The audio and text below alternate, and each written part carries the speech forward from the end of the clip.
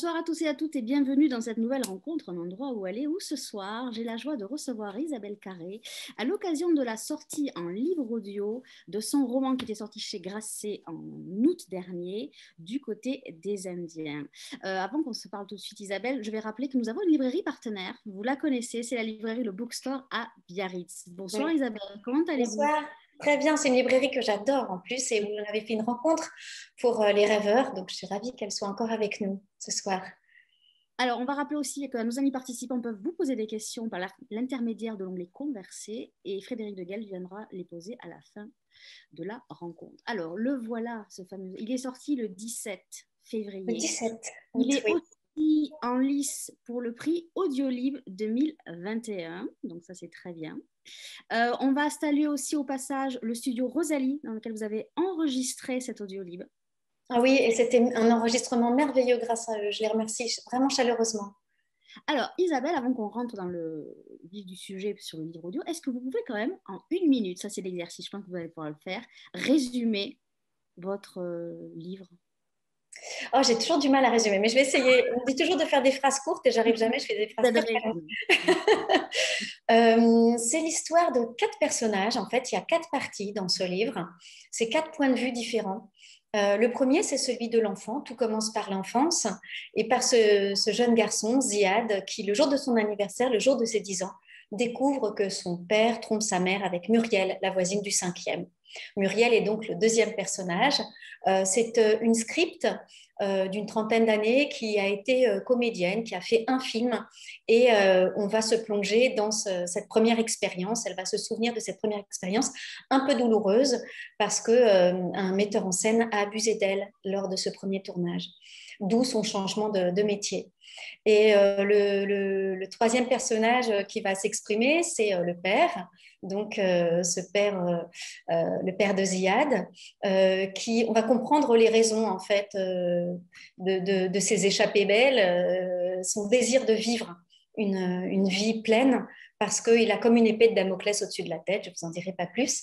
Non. Et le dernier personnage, c'est le rôle de la mère, c'est la dernière à parler, elle est silencieuse, on croit qu'elle ne comprend pas très bien la situation, que tout lui échappe, qu'elle est un peu aveugle face aux tromperies de son mari, et en fin de compte, on va s'apercevoir que non. Voilà. Alors, si vous qui lisez votre roman, est-ce que vous avez passé un casting?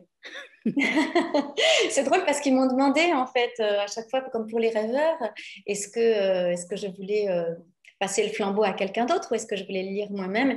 Et je voulais absolument retenter cette expérience avec Du côté des Indiens parce que quand j'ai lu Les rêveurs, j'étais très, très, très émue. Très émue. C'est vrai que quand j'écris, en fait, je lis pas à voix haute, pas du tout. On m'a souvent posé cette question. J'ai pas besoin d'entendre ma voix en écrivant. Au contraire, je me mets de la musique et je me mets dans une grande bulle de fiction comme ça. Et c'est très rare en fait que je dise certains passages parfois à voix haute. Alors ce que je fais, c'est que quand j'hésite, ça c'est vraiment sur la dernière étape de l'écriture, quand j'hésite sur un passage que je trouve qu'il n'a pas encore son équilibre, pas encore sa bonne musicalité, je l'apprends par cœur et je le dis à voix haute en faisant le tour du pâté de maison. Voilà, c'est les seuls moments en fait où je dis, mais c'est vraiment des petits bouts. Donc l'entendre, voilà, le dire comme ça à voix haute, c'est un moment très très très très émouvant et ça l'a été encore beaucoup beaucoup pour Du côté des Indiens. Alors, je crois qu'il y a 8h24 d'audition. Comment on se Mhm. prépare? Est-ce qu'on se prépare de la même manière que l'on se prépare pour monter sur les planches ou pas du tout? Puisque vous êtes Oh non, comédienne. c'est très différent. Déjà, enfin moi, je suis pas une bonne lectrice. Je me considère pas comme une bonne lectrice. Je dis ça parce que quand on se retrouve sur scène à lire devant des gens, j'ai toujours peur de riper et forcément, je ripe. Voilà, donc c'est comme une patineuse artistique. Je sais qu'à un moment, je vais tomber, qu'il va falloir que je me relève.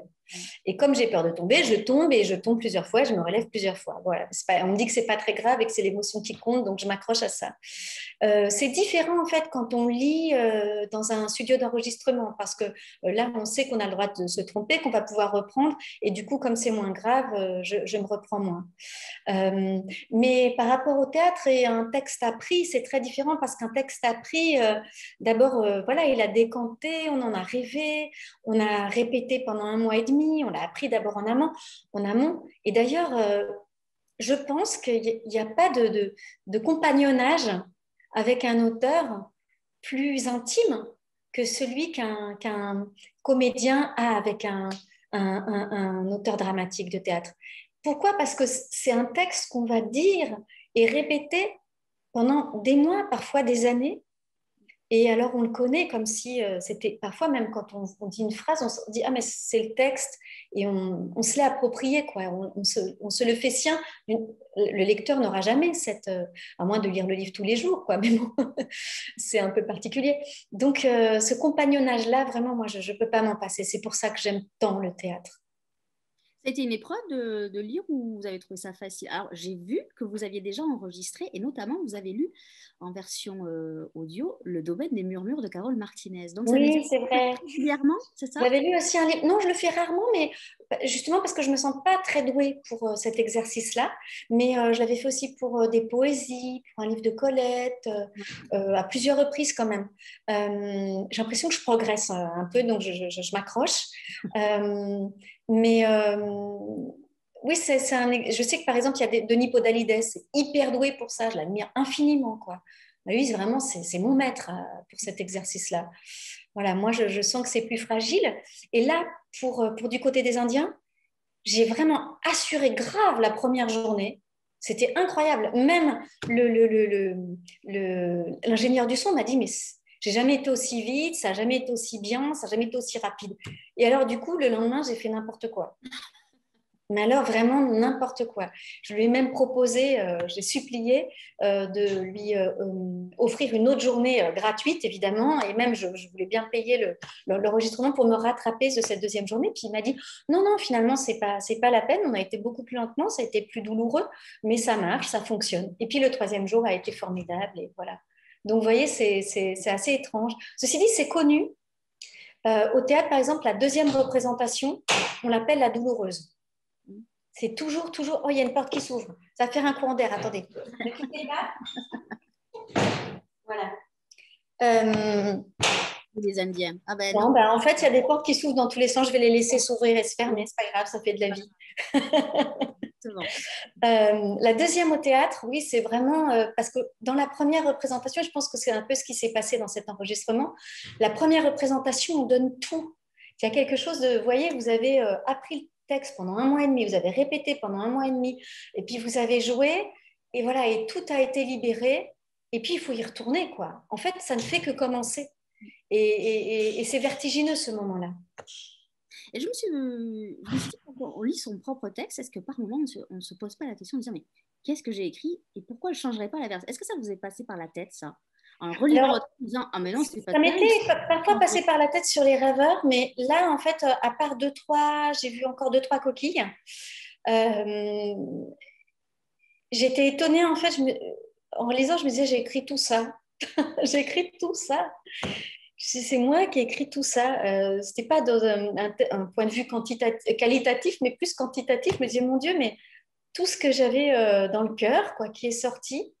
Et ça m'a étonnée. Voilà. Là, en ce moment, je suis en train d'écrire le troisième. J'en suis déjà à peu près à un peu plus de 320 pages. Et ça fait un an à peu près que j'écris. Et voilà, c'est encore une fois, c'est une montagne à franchir. Et on se dit, ben voilà, on est dedans, on est en train de la franchir. Et puis quand c'est terminé, on se dit, mais elle est là. Et on la gravit et ça semble incroyable, quoi. Moi, j'ai découvert vraiment, j'écrivais depuis longtemps. J'ai toujours, toujours écrit, puis je me suis arrêtée vers l'âge de 30 ans, 35 ans, parce que le cinéma a pris toute la place, le théâtre aussi, des rôles très lourds, très importants, mais l'écriture me manquait beaucoup. L'écriture me manquait énormément et j'arrêtais pas d'arrêter. Je faisais plein de petites tentatives, des petits chapitres. Et puis je me rangeais tout dans un placard et puis je remettais ça à plus tard, à plus tard, à plus tard. Et comme le personnage du père de Ziad, à un moment donné, j'ai senti une urgence. Ce personnage du père dont je vous parlais du côté des Indiens, j'ai senti une urgence et je me suis dit, mais j'ai peut-être pu avoir le temps, quoi. Si je me dépêche pas, c'est maintenant, quoi. Il faut que j'y aille. Et maintenant, je peux plus. Il faut que je continue. Je peux plus arrêter. Et si j'arrête, s'il y a des semaines, par exemple, une semaine ou 15 jours grand maximum où j'écris pas, je suis de très mauvaise humeur. Alors, vous avez choisi de rentrer dans la littérature. Est-ce que vous êtes comédienne? C'était pas plus facile d'écrire des... Vous n'avez pas été tentée d'écrire des scénarios ou d'écrire pour le théâtre? Alors, je sais que vous avez écrit un texte court pour le Paris des femmes en Oui, 2019. oui, ça c'était Euh, merveilleux parce que c'est vrai que on le sait pas assez, mais il y a, je crois que c'est les chiffres, c'est moins ouais, 40% de femmes autrices de théâtre. Je ne vous parlerai pas des scénarios et des réalisations surtout. La réalisation de téléfilms, c'est moins de 20%. Donc, on a encore beaucoup, beaucoup de progrès à faire dans ce domaine-là. Et c'est vrai que le pari des femmes, c'est vraiment ce qu'ils cherchent à faire. C'est-à-dire à mettre en scène à donner envie à des autrices de romans ou des comédiennes ou des gens voilà, qui n'auraient pas forcément écrit jusqu'alors pour le théâtre, leur donner envie de s'y mettre. et ça a été compliqué d'écrire cette petite pièce ou... Non, j'ai adoré. J'ai adoré, mais ce qui m'a plu vraiment pourquoi par rapport à l'écriture d'un scénario ou d'une pièce de théâtre, c'est la liberté en fait qu'offre le roman. Et le temps aussi du roman. C'est infini. Comme je vous le disais, quand je l'ai lu pour livre audio, je me disais, mais oh là là, j'ai écrit tout ça. J'aurais jamais pu développer de cette façon-là pour un scénario. J'aurais eu un producteur derrière mon dos qui m'aurait dit, mais non, là, il faut couper, là, ça va pas, là, ça va coûter trop cher, il y a 200 figurants, tu te rends pas compte, là, ton ellipse, elle va pas marcher. On est dirigé quand même en tant que scénariste et en tant que metteur en scène après, par la suite. Et c'est pareil pour une pièce de théâtre, c'est quand même dans un temps très court, on peut écrire que pour 1 heure et demie au théâtre. Et moi, j'avais vraiment, vraiment, vraiment besoin d'être libre. J'adore être dirigée dans mon métier, j'adore ça, j'adore qu'on me dise un peu plus d'émotion, un peu moins d'émotion. Là, non, le texte, murmure-le, là, porte plus ta voix. J'adore être dirigée et être au service d'un auteur et me fondre dans un univers. Mais là, non, là, c'était mon espace à moi. Alors, je vais vous demander de lire un extrait, parce qu'on est quand même là pour Oui. vous lire. On va entendre votre voix, parce que je trouve que j'ai écouté avec... Alors, j'avais lu votre roman, et je l'ai écouté avec beaucoup d'attention. Mhm. Et je pense que ça prend une autre dimension quand on vous écoute, parce que votre voix nous est quand même familière, puisqu'on vous voit, on vous a vu au cinéma, on vous a entendu au théâtre, et on a vraiment l'impression, quand on vous écoute dans cet atelier libre, que vous êtes là dans la pièce. Ah, mais Et je vous laisse lire. Alors, je vais commencer par le début, hein, comme ça, c'est par ça commence par un petit SMS. Oui, j'ai oublié de dire, il y a 4 parties, donc 4 points de vue, et ces 4 parties sont ponctuées par mon point de vue à moi. Voilà, et là, c'est un vrai jeu. Je commence par un vrai jeu. Mardi 1er octobre 2017 à 8h52. Chérie, je suis partie vite, mais ce soir, je rentrerai tôt. On pourra aller voir des toits, il passe encore. Tu dois être réveillée. Écoute la fin de l'émission si tu peux. Le sujet t'intéressera. Bonne répétition. La radio était trop forte, comme chaque matin, il la maintenait allumée en permanence. Le silence devait lui faire peur pour qu'il l'allume dès son réveil, à peine posé le pied par terre. Je m'y étais plus ou moins habituée. Certains jours, il m'arrivait même de l'imiter, de la mettre à plein volume, ou de l'écouter toute la nuit pour combattre une insomnie, peu habituée au vide désormais. Nous habitons une rue minuscule, aucune voiture ne la traverse. La plupart du temps, on croirait vivre en race campagne plutôt qu'en centre-ville. Sans la musique, les nouvelles et ces bavardages incessants, la quiétude envahirait l'appartement, nous laissant presque aussi isolés qu'au milieu d'un lac gelé. De temps en temps, un livreur passe en scooter et déchire ce silence. Plus rarement, les klaxons se déchaînent lorsqu'une camionnette prend notre ruelle pour une impasse et décide d'y stationner la matinée entière. Sinon, rien. Les talons des femmes qui claquent sur les pavés le samedi soir, et c'est tout. J'ai parfois l'impression d'habiter nulle part, d'être absente moi aussi. Un rayon de lumière grise traversa la pièce, si faible qu'on aurait pu penser que le soleil venait de se lever ou qu'il était déjà 5 heures du soir. Je m'installais à la table de la cuisine sans allumer le plafonnier, préférant laisser au jour une chance de s'éclaircir. Un homme d'une 50aine d'années racontait aux journalistes la fin de son enfance. Au fil de son récit, je compris que le passage à l'âge adulte constituait le thème principal de l'émission. Pour lui, cela avait été brutal, sans transition. À 10 ans, il avait découvert que son père trompait sa mère avec la voisine du dessus. Tous les soirs, je redoutais que l'ascenseur monte 3 étages plus haut avec mon père dedans. L'homme soufflait dans le micro comme s'il avait fourni un gros effort physique. L'émotion l'empêchait d'en dire autant qu'il l'aurait souhaité. Il bégaya un instant avant d'ajouter 2 ou 3 détails confus. Puis le journaliste se dépêcha de conclure sur une citation de John Irving. « Notre enfance est toujours volée. Le monde adulte peut endommager le monde de l'enfance à tout moment. Pas seulement le corrompre, mais encore nous arracher à lui. » Le générique de l'émission suivante démarra sous les applaudissements, un divertissement avec des chroniqueurs survoltés. La voix de l'homme ému continuait de résonner dans ma tête, tandis que s'accomplissait la routine du petit déjeuner, le thé trop infusé, les tartines à surveiller pour éviter qu'elles ne ressortent carbonisées, les tasses sales à glisser dans l'évier. J'imaginais le garçon du haut de son 1,20 m, fixant la cage d'escalier, et je pouvais voir avec lui son enfance s'envoler dans l'ascenseur. La mienne s'était brisée autrement, mais semblait réapparaître, puisque d'un seul élan, toutes mes pensées l'avaient suivi dans la cabine étroite. Premier, deuxième, troisième palier.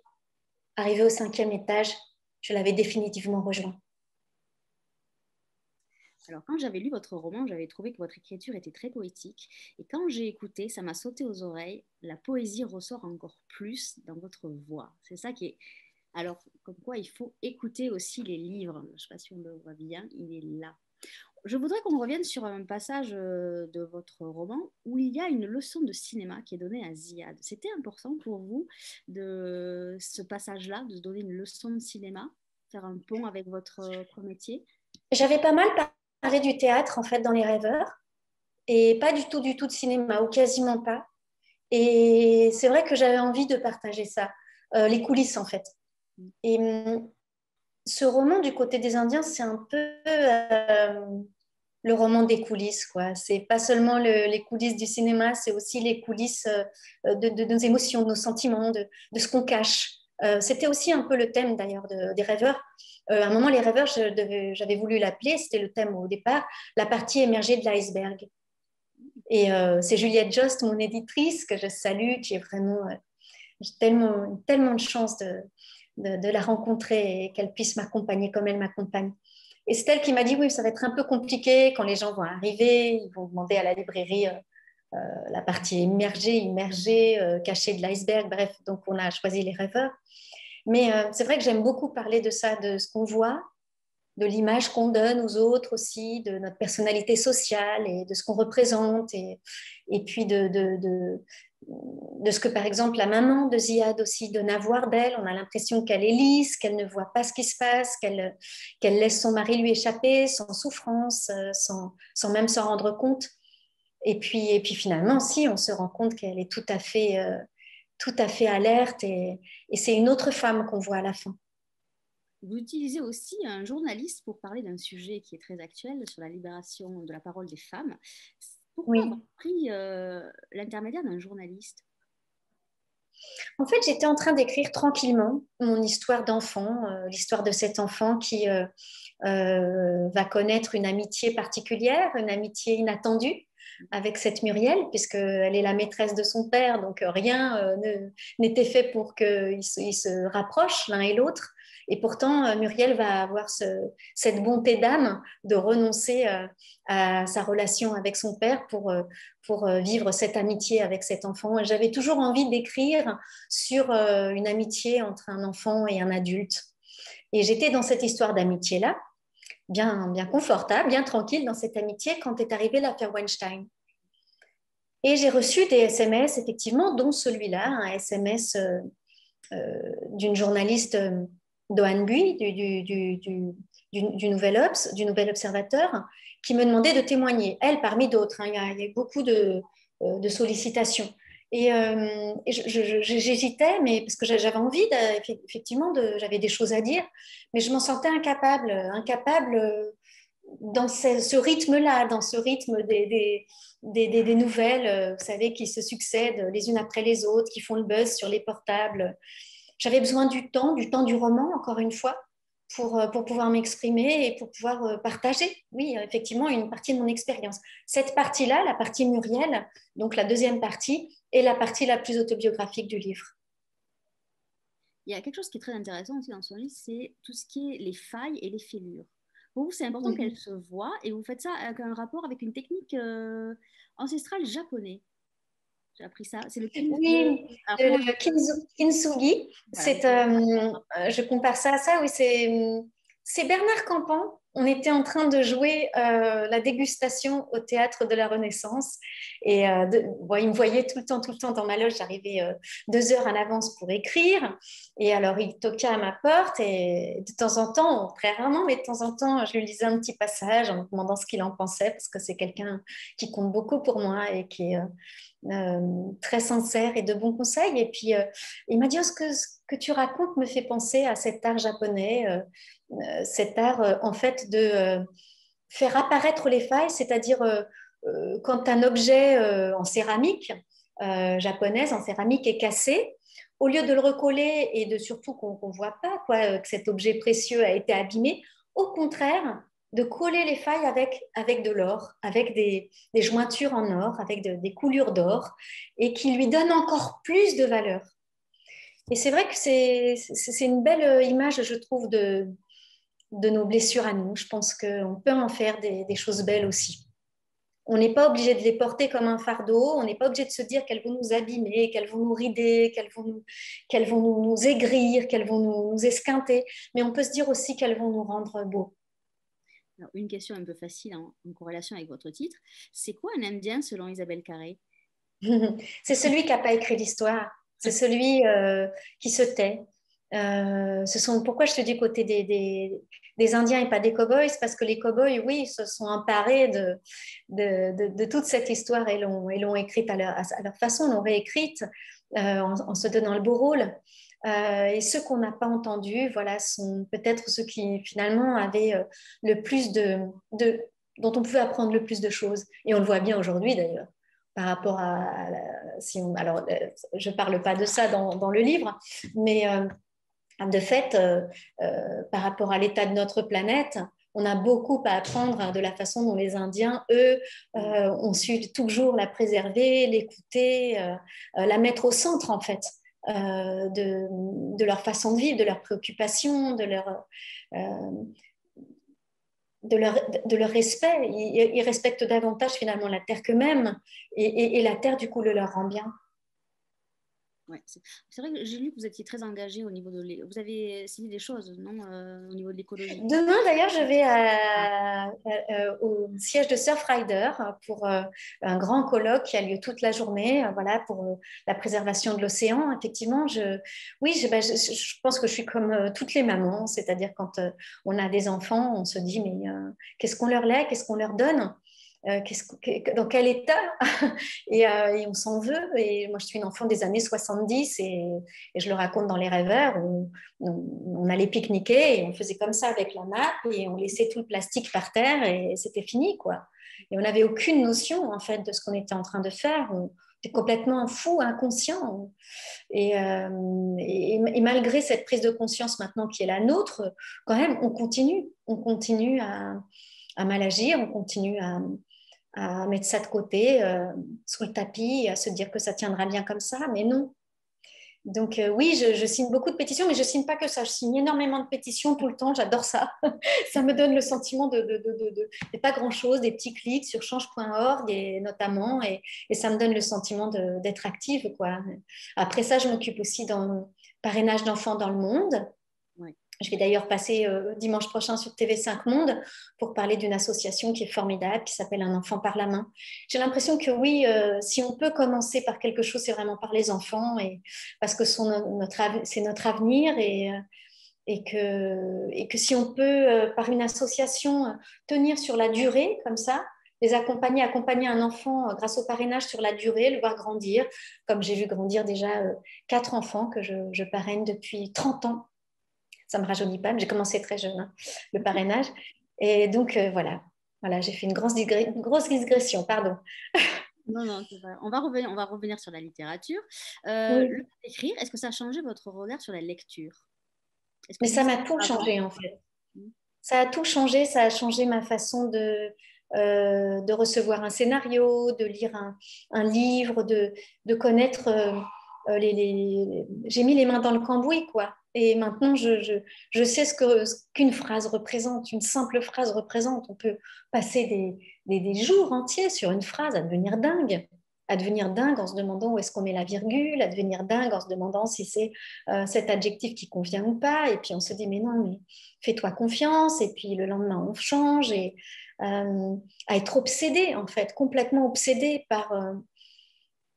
pas seulement par l'histoire, pas seulement par les personnages, l'attachement aussi aux personnages. Ça, c'est une chose que j'avais, mais moi, quand je suis comédienne, je peux avoir un attachement comme ça très fort, mais avec un seul personnage. Et ce n'est qu'un seul personnage que j'ai en charge.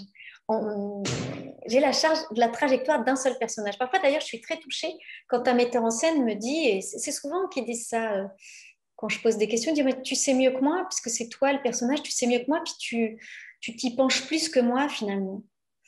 Et c'est pas faux. Et alors, quand on écrit un livre, effectivement, ben là, on a en charge tous les personnages, on a en charge la lumière, on a en charge le décor, on a en charge l'ambiance, l'atmosphère, comment on respire, s'il fait chaud, enfin, tout est en soi, quoi, et devient hors de soi, et on plonge dedans. Et j'ai toujours aimé, en fait, ça, être dans une bulle de fiction, que ce soit en jouant ou en écrivant. Et c'est incomparable, en fait, ce moment-là. C'est le plaisir qu'on a d'ailleurs quand on est spectateur et quand on a l'impression d'être dans le film, qu'on le traverse, quoi, comme dans La Rose pourpre du Caire de Woody Allen, et qu'on rentre dans l'écran et qu'on est avec les acteurs, quoi. C'est ce plaisir-là. Et c'est difficile de laisser ces personnages? Là, oui, j'ai eu beaucoup de mal. C'est pour ça d'ailleurs que, et dans les rêves aussi, d'ailleurs, c'est pour ça que je fais plein de fins. Ben, je me dis, tant pis, voilà, je suis quelqu'un qui fait plein de fins, j'arrive pas à m'arrêter. Et là, c'est pour ça que Ziad, sans vouloir tout dévoiler, mais on le voit vieillir dans un tout petit passage à la fin parce que je voulais continuer à l'accompagner, pas jusqu'au bout, mais encore un petit bout de chemin en tout cas. Et c'était compliqué de se mettre dans la tête d'un enfant pour écrire ou pas du tout pour vous? Alors, j'ai une grande part d'enfance encore en moi et j'en ai bien conscience. D'ailleurs, je fais un métier qui se prête à ça puisque je joue. Je suis obligée d'ailleurs, quand je vais travailler, je dis bien à mes enfants, maman va jouer, maman va travailler, non pas maman va jouer, parce que quand ils étaient petits, ils disaient, mais c'est pas sympa, pourquoi tu joues pas avec nous? Et effectivement, pourquoi j'irais jouer toute seule? Voilà, quand je jouais aussi au théâtre du Rond-Point, une fée, j'étais déguisée en fée avec ma baguette magique, maman va travailler, c'est pas très crédible. Donc j'ai cette part d'enfance-là, hein, moi, de toute façon. Ouais. Et je pense aussi, sans vouloir m'envoyer des fleurs, que j'ai aussi quelque chose, un truc avec les enfants. Je me sens proche d'eux, je me sens, leur monde me touche. J'ai le sentiment de les comprendre et d'avoir tout le temps envie de les défendre. D'ailleurs, c'est très énervant parce que c'est vraiment euh, j'ai IGN quand je sors et que je vais dans un jardin d'enfants. Je ne peux pas m'empêcher de surveiller les enfants des autres aussi. Est-ce qu'on peut vous reprendre lire un autre extrait de votre roman, Isabelle? Oui, alors justement, on va parler de Muriel, puisque c'est le passage. Voilà, elle se souvient de son premier tournage où elle avait 20 ans. Ils ont travaillé toute la nuit, mais c'est une mixte, ça s'appelle on travaille, on tourne la nuit. Et on vient de s'arrêter pour dîner en plein milieu de la nuit. La cantine était installée près de la mairie. Une petite mairie comme un jouet, une maquette grise de circuit électrique. La tente plantée sous les marronniers, avec ses bâches à rayures blanches et vertes, donnait un air de fête à toute la place. Il ne manquait plus que la musique et quelques guirlandes lumineuses. À la fin du repas, chacun se mit d'ailleurs à entonner le chant festif d'un joyeux anniversaire. Muriel n'en avait pourtant rien dit à personne. 20 ans, née à Autun le 30 août 1983. La production possédait sûrement sa fiche de renseignement. Quand François, le metteur en scène, donc, traversa le Barnum en apportant un gâteau énorme à 3 étages et que la salle entière l'applaudit, elle ne put retenir ses larmes. Ses joues devaient être rouges écarlates. Elle sentait la chaleur lui monter au visage par couches successives. Son partenaire, Stéphane, au bout de la table, singeait son air surpris, effaré. Malgré le travail qui restait à accomplir, jusqu'à 4 heures du matin, la régie servit à tous du champagne et on déposa à côté de son assiette un bouquet de fleurs blanches. Muriel était comblée, aussi heureuse que possible, bien qu'embarrassée par l'attention soudaine que tous lui portaient. En dehors du plateau, elle avait souvent l'impression de ne plus exister. Mais ce soir, François la complimentait et lui parlait à l'oreille, empli de reconnaissance pour ce qui lui avait permis de vivre ces 3 dernières semaines. Elle n'eut qu'une conscience très vague de la main qui caressait affectueusement son épaule. Tout à sa joie, elle ne la sentit pas davantage glisser dans son cou, attraper sa nuque, se faire pressante, sa paume devenir collante et humide. Les scènes de la nuit seraient courtes et faciles, 2-3 répliques seulement pour son personnage, pas d'obstacle à franchir, aucune gageure. Alors, elle laissa François remplir son verre encore une fois. Elle était calme, parfaitement détendue, comme elle ne l'avait pas été depuis longtemps. L'ingénieur du son venait l'embrasser, le producteur en personne la félicitait pour son travail, la maquilleuse la serrait dans ses bras.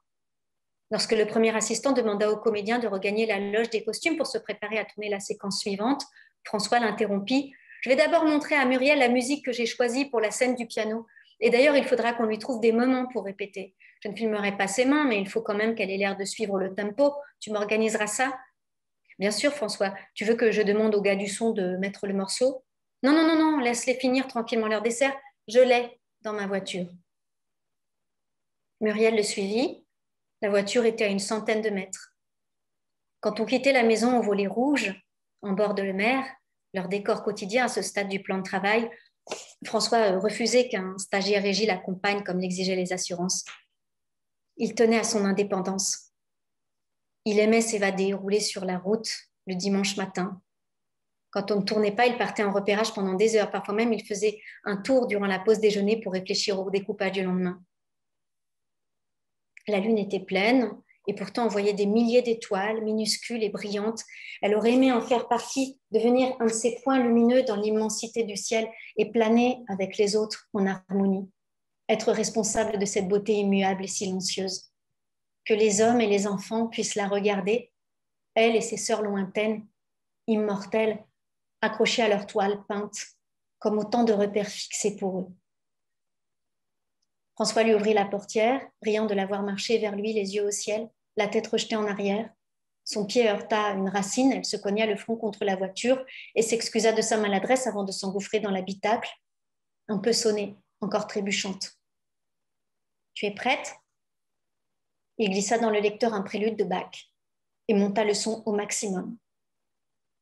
Elle écoutait la musique attentivement, professionnelle, même si ses pensées flottaient toujours dans ce ciel si bien étoilé. Elle se tourna vers François et fut surprise par l'intensité de son regard, éclairé seulement par la lumière du tableau de bord. Ses yeux brillaient, tremblaient comme des petites flammes dans l'obscurité. Soudain, il prit sa tête dans ses mains et la tira brutalement de son côté pour l'embrasser.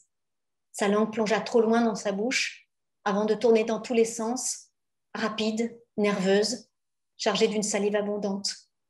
Elle se tortilla à l'intérieur comme si elle ne voulait plus s'arrêter. Petit animal avide et excité. On aurait dit qu'elle ne faisait plus partie de lui, qu'elle agissait seule pour son propre compte, enfin libérée de sa gangue. Vous voyez que vous lisez très bien, même au pied levé.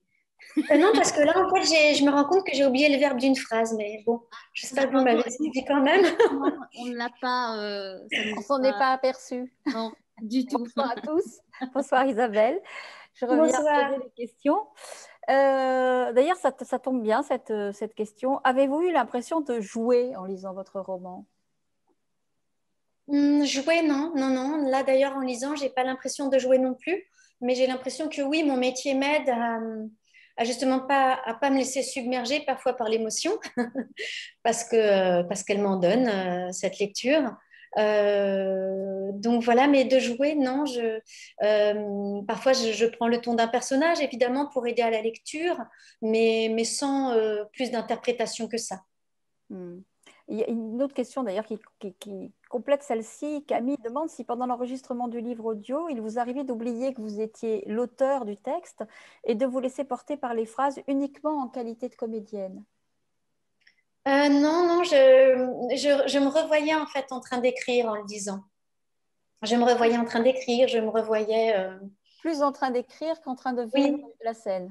voilà, parce que vous savez, quand même, c'était 2 ans et demi, presque 3 ans, 2 ans et demi, ouais, un peu plus de 2 ans et demi. Et tous les jours, et toutes ces heures, et tous ces moments à y penser. Et puis, je l'avais vraiment laissé de côté complètement, à part les interviews et le moment où j'ai parlé du livre, voilà, pour la promotion. J'aime pas ce mot, mais bon. Mais là, je l'ai retrouvé dans l'écriture, quoi, dans chaque mot, dans chaque phrase. Et je ne l'avais pas revu depuis, donc, ça faisait 5 mois, 4 mois. Donc, c'était une émotion de retrouver ça, vraiment. Et du coup, j'étais replongée dans cette écriture et dans Oui, tous ces mois à côtoyer cette histoire. c'est assez logique aussi, oui, d'être plongé Mm, dans l'écriture au moment de la lecture. mm. Fabi demande si la participation au jury de lecture à voix haute vous a apporté quelque chose dans cette expérience. Ah oui, merci pour cette question. J'ai tellement, tellement, tellement aimé cette émission organisée par François Bunel, là, de la Grande Librairie, spéciale lecture à voix haute. Et effectivement, j'étais bluffée par ces enfants et j'y ai pensé. Oui, oui, j'y ai pensé parce que c'était quelques temps après. Et là, je regrette beaucoup, beaucoup, beaucoup parce que François Bunel m'a rappelé pour la deuxième session, la deuxième saison de la lecture à voix haute. Et malheureusement, je serai en tournage et je ne pourrai pas y participer. Je le regrette vivement parce que c'était un moment délicieux, très émouvant de voir ces enfants s'emparer des textes comme ça et surtout les choix des textes qu'ils avaient, qui étaient fabuleux. Ouais. Il y en avait certains qui étaient très durs. Hein. Oui, mais c'était leur choix. Et ça, Voilà. j'ai trouvé ça vraiment très intéressant, très intelligent de la part de François Bunel, d'avoir spécifié ça, que c'était aux enfants de choisir leur extrait et pas aux professeurs, et pas, voilà, pas un exercice, euh, pas le même pour chacun, mais que chacun puisse justement mettre sa personnalité et sa passion quoi, dans cette lecture. Alors, je vais vous poser une question d'après ce que me disait un jour un prof de théâtre. Il disait les mots sont des valises. Mhm. Alors, même s'il faut choisir les bonnes valises, c'est quand même très vexant pour un auteur. Est-ce que l'auteur que vous êtes et la comédienne que vous êtes sont d'accord avec ça? Oui, je suis d'accord qu'un mot, il est chargé, quoi. Il a évidemment une musique, mais il a un poids, il- c'est très étonnant d'ailleurs quand on écrit tout à coup de se dire il y a un mot qui vient et j'essaye de me raccrocher à parce que j'en ai pas parlé, mais j'ai fait un atelier d'écriture avec Philippe Jean. Euh, c'est lui qui m'a d'ailleurs relancé dans cette écriture au quotidien, parce que c'est ça le secret, en fin de compte. C'est d'être dans l'écriture au quotidien, pas de temps en temps, mais vraiment tous les jours. Et il nous disait à tous, on était 12 apôtres à l'écouter, il nous disait qu'il fallait souvent faire confiance au premier mot qui venait, à l'inspiration du premier mot, pas la peine de chercher midi à 14 heures. Souvent, le premier adjectif était le bon.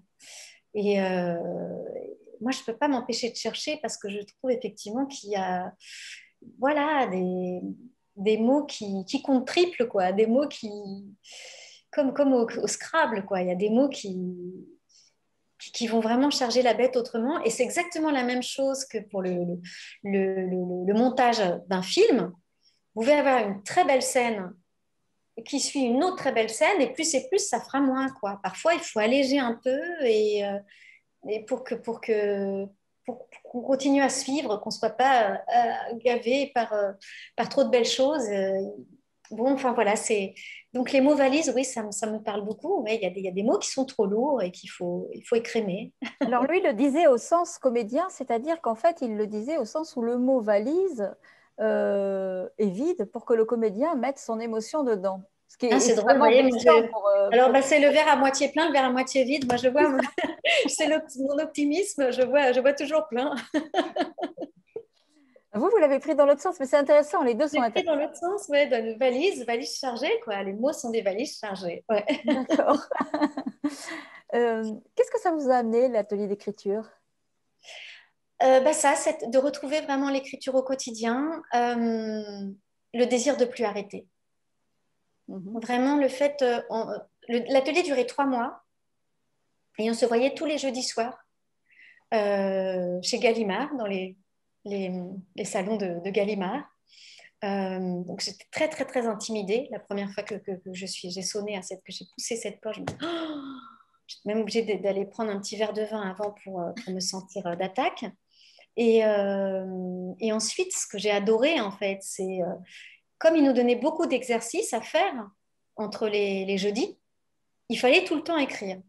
Donc j'ai écrit tout le temps pendant 3 mois. Je travaillais tout le temps l'écriture pendant 3 mois. Et voilà, et ça m'a tellement plu. C'était comme si je re-respirais à nouveau, quoi. Et ça, je peux plus m'en passer. Ce qu'on se disait hors antenne, c'est vrai que si j'écris pas pendant une semaine, je suis mauvais poil, quoi. C'est un truc qui me... Ah oui, d'ailleurs, à ce propos, il y a quelqu'un qui a du mal à vous imaginer en colère ou de mauvaise humeur. Ah ben si. Il y a des commentaires, il n'y a pas que des questions. Je suis humaine et parfois injuste et parfois pénible à vivre, comme tout le monde. Comment vous aviez choisi Philippe Dian? Parce que chez Gallimard, il y a plusieurs auteurs qui font des ateliers d'écriture. Alors oui, c'est une bonne question. Ben, en fait, c'est là aussi, c'est un hasard. C'est-à-dire que j'étais, moi qui ne sors jamais, mes amis m'appellent l'ermite. J'étais de sortie ce jour-là pour la séance du film tiré de Incidence, le roman de Philippe Dian qui s'appelle L'amour est un crime parfait des frères Larieux. Et donc, il y avait un petit pot après. Et moi, évidemment, je me suis collée derrière une porte parce que ma grande panique attaque, c'est toujours de me retrouver toute seule au milieu d'une foule lors d'un cocktail. Et donc, je me mets toute seule. Voilà, bon. Et Philippe Jean est arrivé en retard et m'a expliqué pourquoi il s'est mis à côté de moi. Alors, je ne sais pas pourquoi. Il s'est assis à côté de moi. On ne se connaissait pas. Et il me dit, je suis en retard parce que je ressors d'un atelier d'écriture. Et là, évidemment, avec ma petite idée derrière la tête, je l'ai cuisinée pendant 1h30. Et à la suite de ça, je me suis inscrite dans cet atelier d'écriture. Ah ouais, j'ai bien fait de vous poser la question, c'est une très jolie histoire. Parce qu'en fait, on pourrait penser que quand on fait un atelier d'écriture, on choisit l'écrivain parce qu'on l'a lu. Alors, j'aimais beaucoup son travail, évidemment, mais j'ai aussi adoré l'enthousiasme avec lequel il parlait de cet atelier. Ouais. Et la façon dont il parlait de ses élèves. Et plus je le questionnais, plus il avait plein de choses à me dire là-dessus. Et il avait envie d'en parler, il aimait en parler et je sentais qu'il aimait le faire, quoi. Et ouais. Donc, c'est pour ça que... Et d'ailleurs, puisqu'on parle de la librairie Bookstore, je sais qu'il fait aussi des ateliers à Biarritz. Oui, il a habité Biarritz, d'ailleurs, ouais. à une époque. Et c'est lui qui dit... Il est à Anglette maintenant, juste à côté. Nous sommes restés amis et... Ouais. Oui, je lui dois beaucoup parce que vraiment, je vous encourage d'ailleurs tous, tous ceux qui ont envie d'écrire, qui n'osent pas ou qui osent mais qui ont l'impression qu'ils n'arrivent pas au bout de ce qu'ils voudraient faire ou qui voudraient s'y mettre ou qui à essayer un atelier d'écriture avec lui ou d'autres, peu importe. Mais c'est vrai que autant après, moi, je n'ai pas voulu suivre la 2e ni la 3e session des ateliers qui étaient organisés avec Philippe chez Gallimard, toujours. Mais parce que là, je voulais être vraiment dans ma solitude et puis pas me laisser influencer par qui que ce soit, par trop de conseils, pas brouiller les pistes. Mais par contre, un premier atelier, vraiment, c'est une façon de s'y mettre merveilleuse. C'est lui qui dit qu'écrire, c'est attraper la queue du tigre. Exactement. Et on peut se faire mordre. L'atelier s'appelait comme ça, marcher sur la queue du tigre. Ah oui, c'est ça. Valérie demande si vous pourriez envisager de jouer un rôle que vous auriez écrit dans une adaptation télévisuelle ou cinématographique d'un de vos romans. Ouais, c'est précis. Oui, ben déjà, la question d'une adaptation me travaille. Et j'aimerais le faire moi et peut-être le réaliser. Donc voilà, je suis dans... Mais bon, comme je suis très lente, et vous voyez, je me suis mis à l'écriture quand même tardivement, c'est moins qu'on puisse dire. Et même si, encore une fois, j'écrivais avant, mais d'une façon voilà, m'autoriser, en fait. C'est aussi une question d'autorisation, quoi, qu'on se donne à soi-même, l'écriture. Hein. Et pareil pour la mise en scène. J'ai fait qu'une seule mise en scène, c'était une mise en scène d'une pièce de théâtre qui s'appelait De l'influence des rayons gamma sur le comportement des marguerites. J'ai adoré d'ailleurs mettre en scène. Il y avait 2 jeunes actrices que je dirigeais et c'était merveilleux de les diriger. Et j'aimerais renouveler cette expérience. Et du coup, jouer quelque chose, pourquoi pas, mais peut-être pas tout en même temps alors, parce que sinon je là, je vais avoir du mal à... Je ne suis pas contrôle fric et j'aurais du mal à tout mener de front. Mais pourquoi pas, oui. Pourquoi pas une fois jouer un rôle, je serais très émue, je pense. Et est-ce qu'écrire, ça a changé votre façon de jouer ou de Oui. concevoir le En fait, personnage? oui, complètement. Ça, en fait, ça m'a changé. Ça m'a changé. Pourquoi ça m'a autant changé? Je pense que c'est le fait de prendre la parole, de dire mes mots à moi, de trouver ma musique et de m'autoriser encore une fois cette prise de parole. Ça change tout. Et là aussi, je dois dire au frère Larieux parce que je pense que 21 nuits avec Patty, dans lequel mon personnage passe le film à écouter le personnage que joue Karine Viard qui raconte ses histoires de sexe, ses histoires d'amour, voilà. Passer mon temps à l'écouter et à la fin, mon personnage avait un grand monologue qui m'a terrorisée d'ailleurs parce que j'ai tellement passé du temps à écouter que tout à coup de me lancer, c'était pression maximale. Mais voilà, c'est l'histoire d'un personnage dans 21 nuits avec Patty.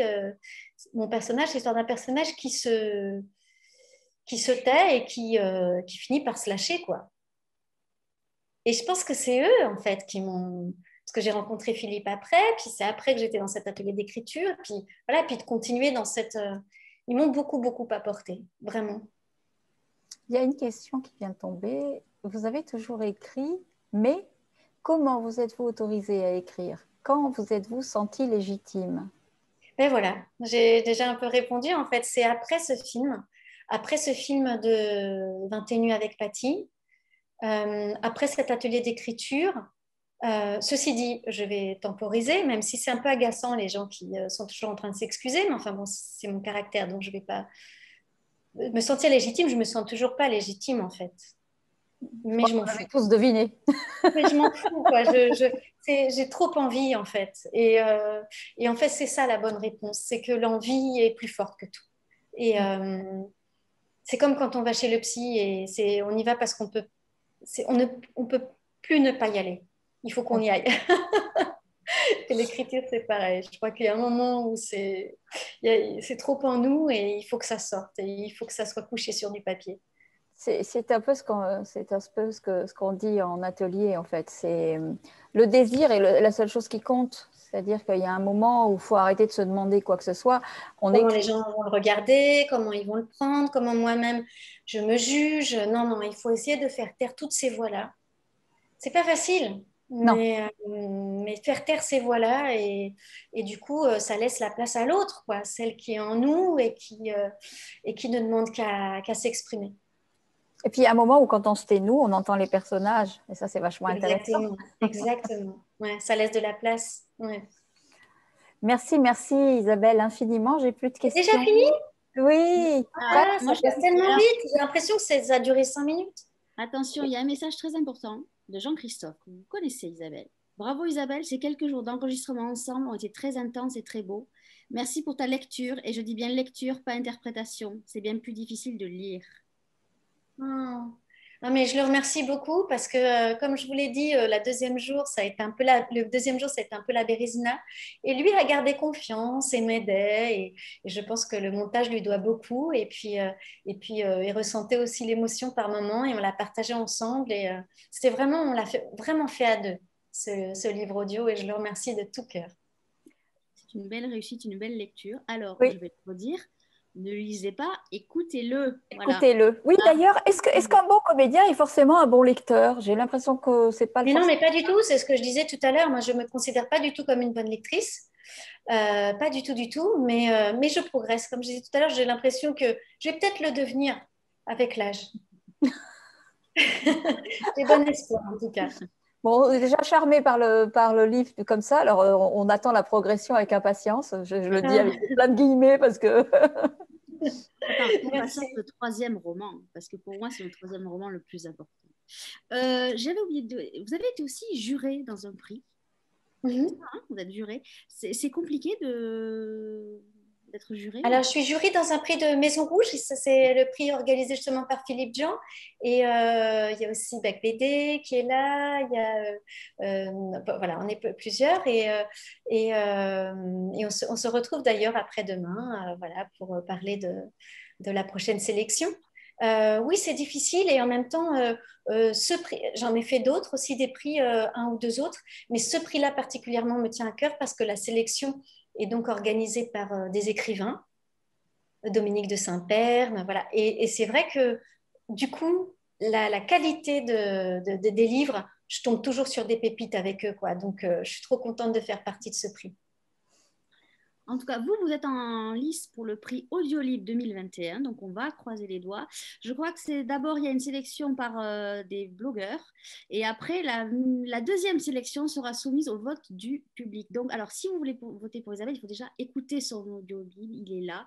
Il est depuis le 17 février en vente partout. On va remercier chaleureusement notre librairie partenaire, la librairie Bookstore à Biarritz, d'avoir été avec nous ce soir. Allez voir les libraires à Biarritz, ils ont tous les livres d'Isabelle, donc ils pourront vous les vendre aussi. Isabelle, merci d'avoir été avec nous. Merci à vous, merci à vos questions à tous, et puis merci pour vos questions principalement, et puis vraiment j'étais très heureuse de cette rencontre.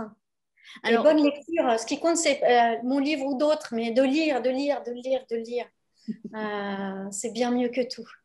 On va remercier aussi les éditions Audiolib de nous avoir fait confiance.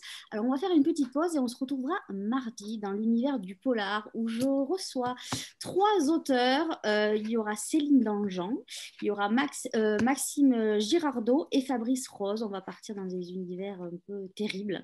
Mais voilà, donc ça sera avec les éditions Pocket et ça sera mardi 2 mars à 19h. Isabelle, je vous laisse le mot de la fin parce qu'on laisse toujours l'auteur finir. Donc, je vous laisse cette lourde tâche. Ah oui, c'est vrai, j'avais oublié qu'il fallait que je réfléchisse à ça. Mon Dieu. Eh bien, comme je dis lire, je voulais vous faire partager un coup de cœur qui est le mien en ce moment. Je lis tous les livres de Zerouia Chalev. C'est une autrice israélienne que j'adore parce qu'elle a une plume très particulière. Alors elle ne fait pas de points, il n'y a que des virgules, mais surtout son regard qui est affûté, drôle, singulier, parfois comique, complètement décalé. Elle parle merveilleusement bien du couple, de l'intimité et des failles et des doutes. Voilà, c'est un petit coup de cœur que je voulais vous partager avec vous. Merci beaucoup.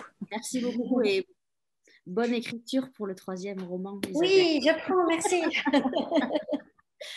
Bonsoir à tous et à rendez-vous mardi prochain. Bonne soirée Isabelle, merci. Bonne soirée.